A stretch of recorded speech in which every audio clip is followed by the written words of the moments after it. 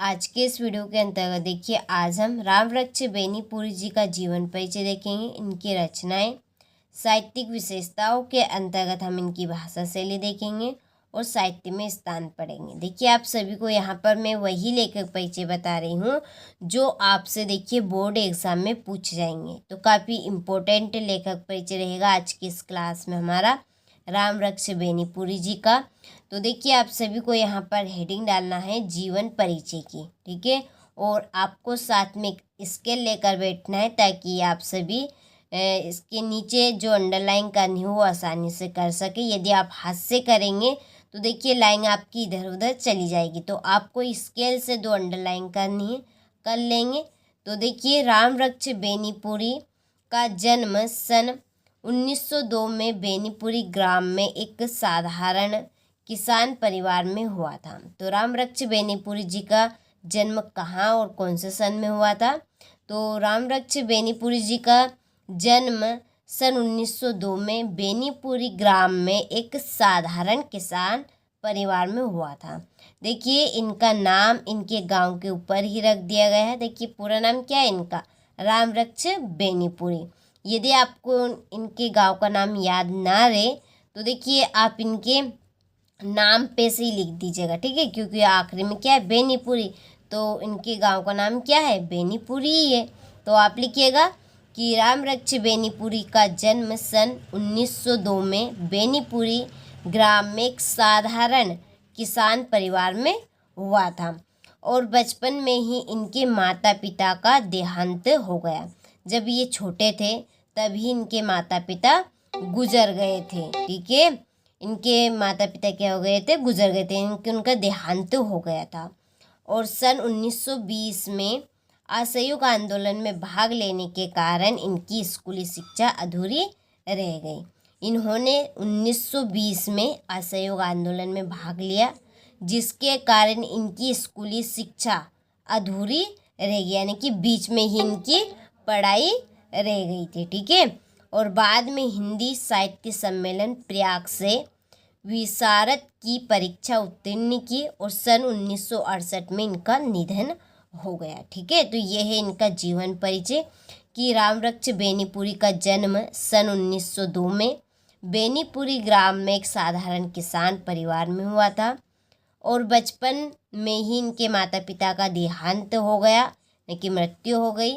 और सन 1920 में इन्होंने असहयोग आंदोलन में भाग लिया, जिसके कारण इनकी शिक्षा अधूरी रह गई और बाद में इन्होंने हिंदी साहित्य सम्मेलन प्रयाग से विरासत की परीक्षा उत्तीर्ण की और सन 1968 में इनका निधन हो गया, ठीक है।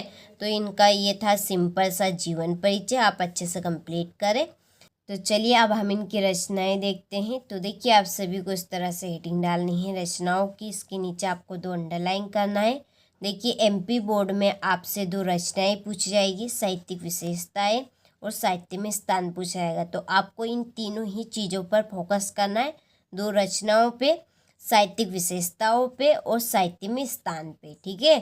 तो इस तरह से आपको अच्छे से हेडिंग डालना है और साथ में आपको स्केल लेकर बैठना है, ठीक है। इसके नीचे आपको 2 अंडरलाइन करनी है। तो देखिए, यहाँ पर आप रचनाओं के नंबर डाल सकते हैं। नंबर 1 करके आप लिखेंगे कि पतितों के देश में। नंबर 2 माटी की मूर्ति। नंबर 3 चीता के फूल। नंबर 4 गांव का देवता। नंबर 5 अब पाली, ठीक है, अब पाली। इसके बाद में नंबर 6 लाल तारा। नंबर 7 महाराणा प्रताप सिंह। तो यहाँ पर 6 से 7 रचनाएं हैं, आपको केवल इसमें से 3 रचनाएं करनी। वैसे तो आपसे परीक्षा में केवल 2 रचनाएं पूछी जाएगी, आपको 3 रचनाएं करनी है, ठीक है।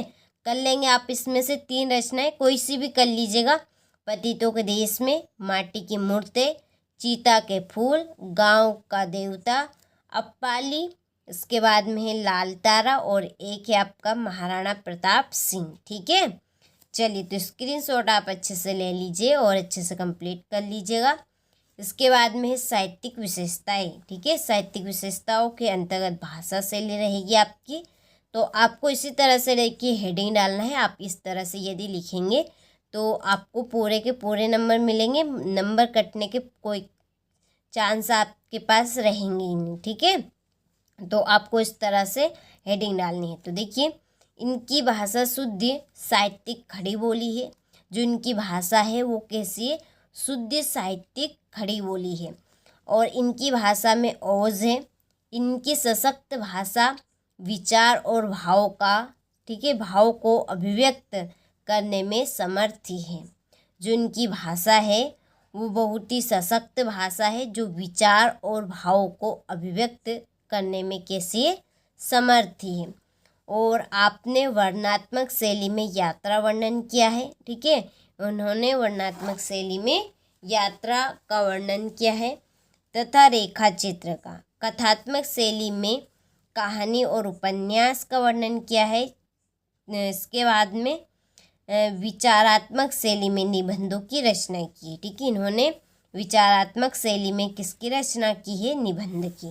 तो ये इनकी साहित्यिक विशेषता है कि इनकी भाषा शुद्ध साहित्यिक खड़ी बोली है, इनकी भाषा में ओज है और इनकी सशक्त भाषा विचार और भाव को अभिव्यक्त करने में समर्थ है। इसके बाद में है कि इन्होंने वर्णनात्मक शैली में यात्रा वर्णन किया है तथा रेखा चित्र, और कथात्मक शैली में कहानी और उपन्यास, और विचारात्मक शैली में निबंधों की रचना की है, ठीक है। तो ये इनकी साहित्यिक विशेषताएं हो गई। चलिए अब हम देखते हैं इनका साहित्य में स्थान। तो देखिए साहित्य में स्थान की आपको इस तरह से हेडिंग डालनी है, साथ में आपको इसके लेकर बैठना है। क्यों कह रही मैं बार बार, देखिए यहाँ पर इधर उधर लाइन चली गई, तो यदि आप स्केल से करेंगे तो आपकी एकदम सीधी लाइन आएंगी, ठीक है। तो स्केल से आपको खींचना है अंडरलाइन को। तो देखिए इनका साहित्य में महत्वपूर्ण स्थान है और एक देशभक्त और साहित्यकार के रूप में बेनीपुरी का नाम हिंदी साहित्य में अमर रहेगा। तो क्या है इनका साहित्य में स्थान? कि इनका साहित्य में एक महत्वपूर्ण स्थान है, यानी कि सर्वोपरि स्थान आप बोल सकते हैं यहाँ पर।